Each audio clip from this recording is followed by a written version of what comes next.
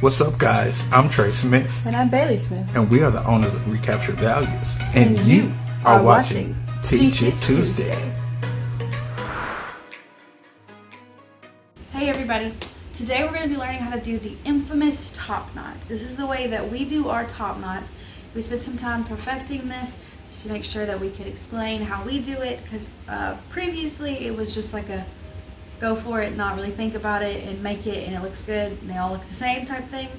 But we finally nailed down some steps as to how we make our top knots, and we're ready to share them with you. So first, what you're going to need is a ruler. You don't have to have this, but this is a really good ruler. This is the Olipfa ruler. It has a lip edge on the side. It is 5 inches by 24 inches, and we got this from Hobby Lobby.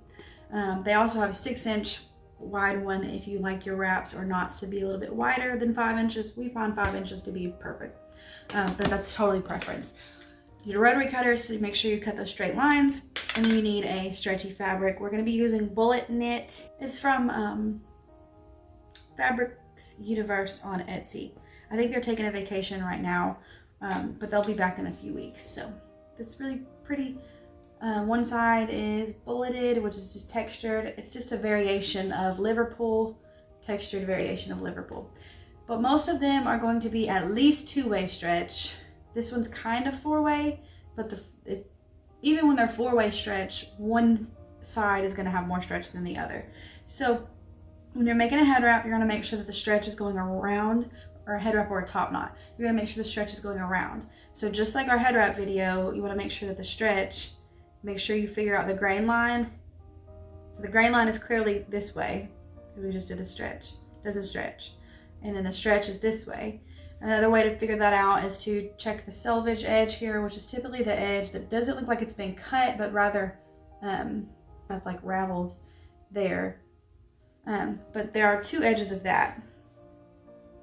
So here's an edge and here's an edge, and this should be about 60 inches wide from selvage to selvage. So you're gonna fold it selvage to selvage like this. So yeah, I got both selvage edges ends right here and a fold here, and then you fold it one more time like so, and then we'll lay it down. All right, so then I just put it down on my cut mat here, also got from Hobby Lobby. This is the 24 by 36 inch. So now I'm just making sure that all my wrinkles are out and that my fabric's lining up here. Make sure that this edge here is good. I may have to refold it here. Sometimes the fabric kind of crinkles up a little bit, and it'll cause you to have like a ripple in your. But if you're doing a whole bunch of these, or you want to do like a ready to ship drop or something like that, you can cut strips right off the bat. Fold your entire piece of fabric, and then just cut your strips. We're just going to cut one for the purpose of this video. So I'm going to go ahead and cut this edge off as close to the edge as possible here, just because it's a little jagged and I want to make a straight line.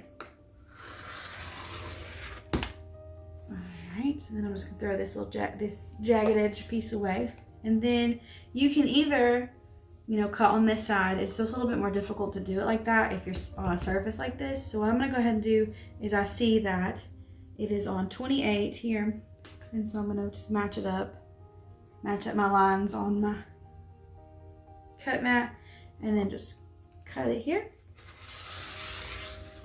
And now I have a perfectly good strip of fabric that is 5 inches by 60 inches wide here. We cut all of our strips this way, no matter what the size is, and we just cut the excess off for the smaller sizes.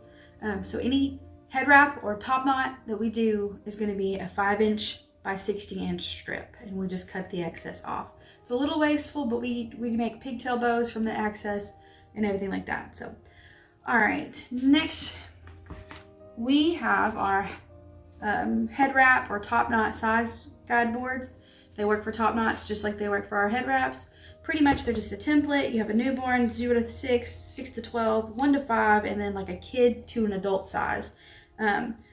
So we're going to do the 1 to 5, which is the second to last largest size. And we sand the edges that the wrap goes around. All of our head wrap boards are 6.5 inches wide so that a 5-inch head wrap will fit on it, or a 6-inch, 5 to 6 inch head wrap will fit on the board. So if you're looking for an easy way to get the right size every single time, here you go. There are a few tricks to make sure that you get this correct though. So let's move this out of the way. Because that's the number one thing. We rarely get any complaints on these, but the one complaint that we do get when we get a complaint is sizing. And typically what happens is people aren't using it correctly. So, because we've done it before too. So, what I just did, I didn't explain as I was doing it, sorry, it's second nature. But this is the piece of fabric and I've got it folded right here. So this is the two raw edges and this is the folded edge. So I'm gonna put it right here and I'm gonna put my finger right here where the folded edge is, just so I can remember where the middle of this wrap is. And so of course I've got the bullet side down and this is the inside of the fabric. So I'm gonna put my board right here in the middle of that. And I'm going to take this piece and this piece, and I'm just gonna tie around, I'm just gonna tie around like this. And I'm not gonna tie it too tight, just enough so that it hugs the edge a little bit. This is the part where people, I think, go wrong when they're using their head wrap, is they start to pull way too tight right here, and then the wrap ends up being entirely a different size than the actual board you're using.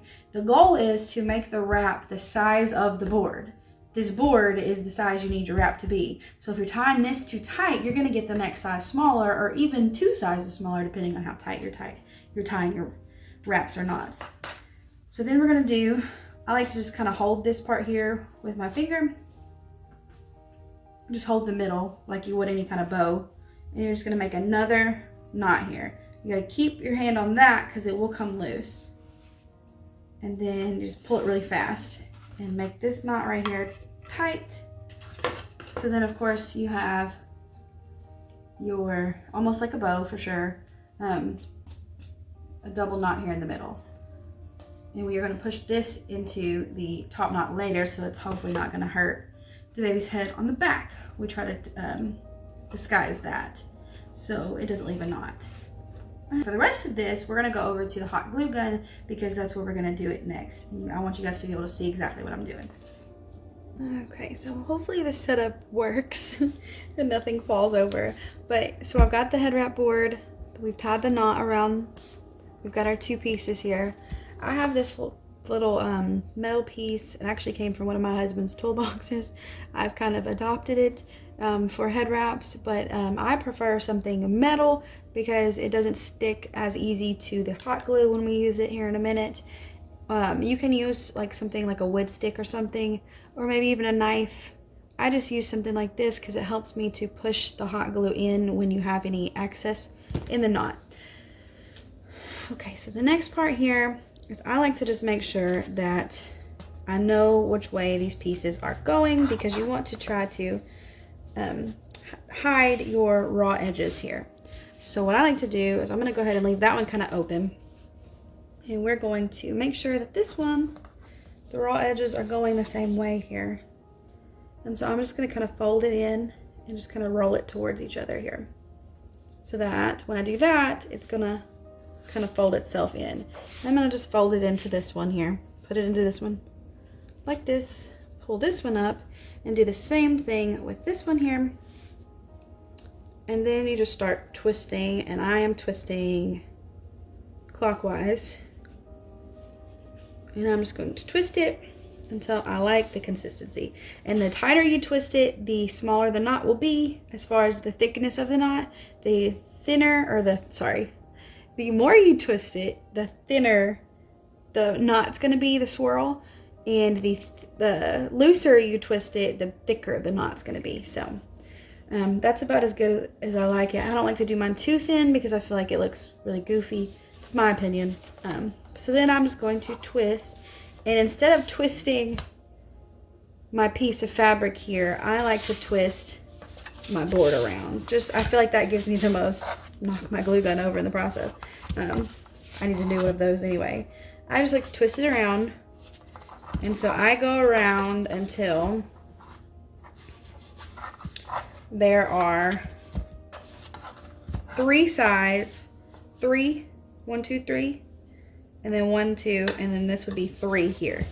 I like to go around that many times, and that's my type of knot that I like. You can choose to make your swirls the same distance. You can make them smaller on top and thicker on the bottom. It's totally up to you and how you decide to knot this around.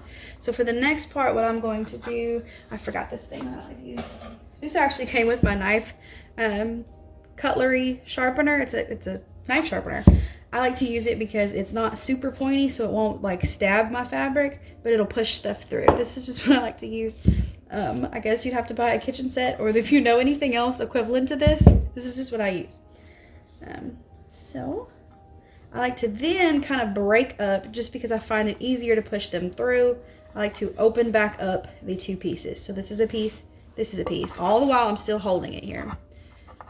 All right, so this part is the part that's different possibly for everyone. I feel like everybody has the same execution of the swirl. So this part, I'm going to take 1 piece here, and I'm going to stick it through the knot at the bottom, and then just kind of barely poke it out the top here, just enough to where it just barely pops out the top. Okay, and then I forgot my scissors. Lord Jesus, don't cut the cord, Bailey, don't cut the cord. Okay, all right, and then so I cut that slack off. Make sure, take care not to cut, you know, your hand or the other piece of fabric. So now we have this piece of fabric, because remember we broke those up, and I'm going to twist it a little bit more to make it a little bit more uniform right here. I'm going to twist it actually a little bit even more, just because I feel like it's not looking the same. I'm going to pull it just a little bit, twist it. All right, and then I'm going to do the same thing. I'm going to open it up kind of so that when I put my tool here, whatever you're using to push this through, do this exact same thing with the other one. Push it through just barely, because you can always push this back in if you need to, and then let it go. So it's in there enough. Do a little bit more here. Looks like there was some straggler. All right, so it's in there enough that I can cut the slack off here. Be careful not to cut your band when you're cutting here. So then these little pieces here on the end that are still left from my slack, I just use my handy dandy tool. You can use the scissors too to push this through. I just know that if you push too hard, you can, you know, poke a hole for your fabric. And if you don't like that look, it's better to use something that's a little dull on the end, not so pointy. All right, so then we've hidden the slack pieces in there, and you could stop here if you wanted to. It's pretty secure. It's not coming. It's not going anywhere. The top knot. It's not going anywhere. But I like to secure mine with some hot glue, just because I feel like if somebody was to pull this too hard, if a kid gets too rough with it, it's just not going to stay together, and you don't want to get those messages if you're a shop owner from customers saying, well, so-and-so pulled the wrap apart. So I like to use some hot glue, just a handy dandy hot glue gun. I believe I got this from Michael's. I need a new one. This has been my glue gun for I don't even remember how long.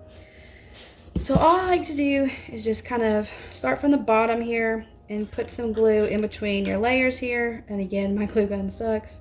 So you just put a few layers of glue, or a few dabs of glue in here. And so what I like to use this thing for is when I squish it together and glue comes out, I like to push my glue back in, just like that. I push it in, pull it, so that the glue residue doesn't show. And then you just hold it tight. You can choose to blow on it if you want to make sure that it hardens, because if you let go too soon, it can start to open, and then you'll have glue residue left. And that's one thing that customers definitely have issues with, is the little glue pieces when they're visible. So I found this little trick to work. Like I said, this is just a piece of metal that I stick the glue back in, just to kind of clean up the edges to make sure. And you just keep going around to your liking. This will be so much easier with a glue gun that actually works. You see that one did pretty good with the amount of glue. Just keep going around. I was kind of trying to get some glue to show, but once you get used to doing this, you'll know exactly how much glue you can put on so it won't show.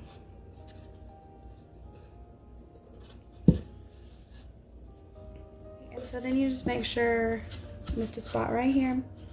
Just keep making sure that you've got glue in all the areas you want glue. And you just squish it down like this. Make sure all your little glue strings are gone. And then one last thing that I like to do with the glue gun is push it down here into this and squirt some glue into the middle just to keep that little piece that we poked through down. And as you can see, it's not super tight on my board. It just kind of is there. So when you pull it off, of course now I have a run. And when you get a run in your fabric, you will just snip it with scissors that actually work. That's another reason why you don't want to tie too tight around. This one actually got snagged because I was messing with it with my fingernail. I felt it happen. But yeah, that's how I get all my glue tails away. That's the #1 sign of hot glue, is these little strings that look like spider webs. But yeah, that's the top knot there. A swirly top knot. And put it on the head like this. And that's what it's gonna look like on. Super simple. And then the knot right here is hidden inside the top knot, so it's flat against your child's head. There's not gonna be a knot there. That's how flat it is right there. And you can choose however many times you want to swirl it. Of course, this is how much we snipped off, and this is the 1 to 5 year size that we use. And again, we are going to link these boards down below. This is what we sell in our shop. This is what we use in our shop. It's the exact same sizing that we Recaptured Values sell, and we've never had any complaints about sizing. We have a size chart and everything like that. We do not give the measurements for the boards out because we do sell this product, and we worked really hard on finding the perfect sizing for these. So if you want to purchase those, we'll link them down below. They are a lifesaver for people who have different shaped legs, who try to do it on their legs, and to save your back from all the trouble of bending over and trying to tie it on your legs. These are lifesavers. But this is how you do a top knot. I hope you guys enjoyed this video, and we will see you guys next Tuesday.